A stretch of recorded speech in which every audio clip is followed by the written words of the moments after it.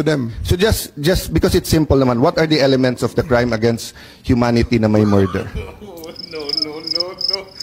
If you explain to him, then you can explain to me, di ba? So what's the elements?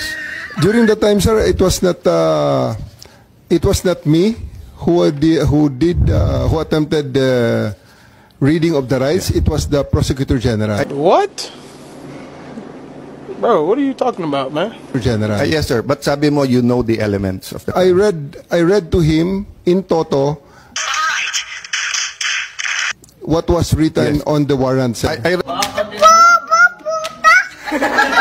read the warrant. Wala dun yung elements of the crime. We did not say that I know the elements, sir.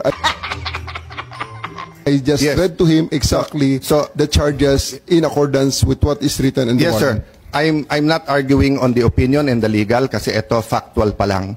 But my point is, when you arrest a Filipino citizen for theft, for inciting to sedition, etc., meron po tayong legal maxim that ignorance of the law is not an excuse thereof. So, we are, as Filipino citizens, dapat alam natin yung law, di ba?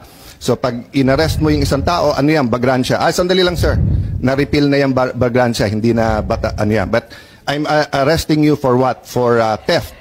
You don't need to read the elements because alam na ng Pilipino yung nature and yung cause nung theft. But, since this is a foreign court, and it's not even in the Rome Statute, yung elements. It was passed later on. So, ang point ko, was the accused, in this case, former president, aware of what he was being accused of? So, I'll stop there, sir. Factual lang naman. And